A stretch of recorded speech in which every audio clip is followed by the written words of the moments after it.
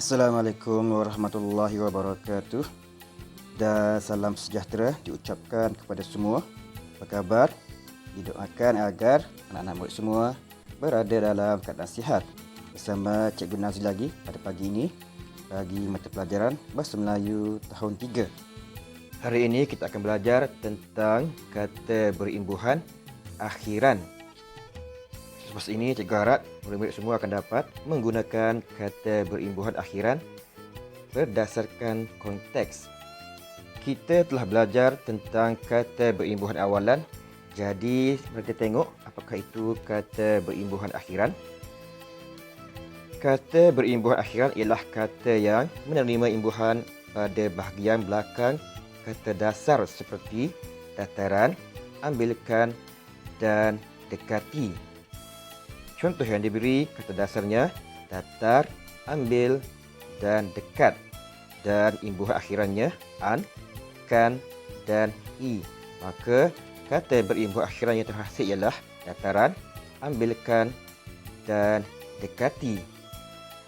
Suka jaga ingatkan, kata berimbuhan akhiran ialah kata yang menerima imbuhan di belakang sahaja. Terdapat 3 bentuk imbuhan akhiran iaitu an, kan dan i.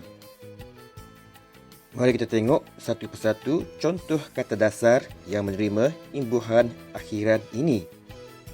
Imbuhan akhiran an, kata dasarnya makan, minum, bayar dan masak. Kata berimbuhan akhiran yang terhasil ialah makanan, minuman, bayaran dan masakan. Imbuhan akhiran kan, kata dasarnya buat, tulis, baca dan bawa. Dan kata berimbuhan akhiran buatkan, tuliskan, bacakan dan bawakan. Imbuhan akhiran i pula, kata dasarnya jauh, sayang, kasih dan jalan. Dan kata berimbuhan akhirannya jauhi, sayangi, kasihi dan jalani. Seterusnya anak-anak, mari kita lihat penggunaan kata berimbuhan akhiran dalam ayat. Anak-anak boleh buka buku teks, buka surat 78. Mari kita lihat dan baca sama-sama. Tajuknya Program Kita Sihat, perbualan antara Hanif, Weliang dan Saiful. Hanif dan Weliang, program Kita Sihat akan diadakan di dataran Taman Aman. Program tahunan ini mendapat kerjasama Pejabat Kesihatan Alor Gajah Melaka. Ya, program ini dapat memupuk semangat perpaduan antara kita. Program ini perlu kita sertai. Betul Weliang, selain itu pelajar-pelajar dari Universiti Tempatan juga turut menyertai program ini, kata Hanif. Dapatkah anak-anak kenal pasti kata berimbuhan akhiran yang digunakan? Ya, tahunan, sertai dan tempatan. Apakah kata dasar dan imbuhan akhiran yang digunakan? Tahunan, imbuhan akhiran an, sertai i dan tempatan an. Gambar yang seterusnya, semua penduduk pelbagai kaum hadir untuk mendengar ceramah Dr. Sukri.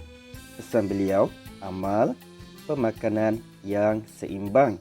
Jadi apakah imbuhan akhirannya bagi kata dasar amal? Adakah amali, amalkan atau amalan? Ya, imbuhan yang sesuai ialah amalkan. Jadi ayatnya amalkan pemakanan yang seimbang. Gambar seterusnya, awas pergerakan anak-anak semasa berada di tapak jualan.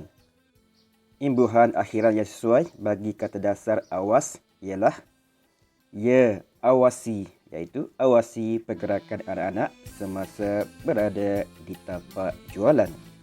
Gambar yang terakhir, pertandingan kanak-kanak sihat diadakan sebagai tarik kepada pengunjung. Pertandingan ini mendapat sambutan meriah daripada keluarga berbilang kaum. Jadi apakah imbuhan yang sesuai bagi kata dasar tarik? Ya, tarikan sebagai tarikan kepada pengunjung. Jadi anak-anak boleh cuba bina ayat dalam buku tulis menggunakan kata berimbuhan akhiran, iaitu an 3 ayat, kan 3 ayat dan i 3 ayat.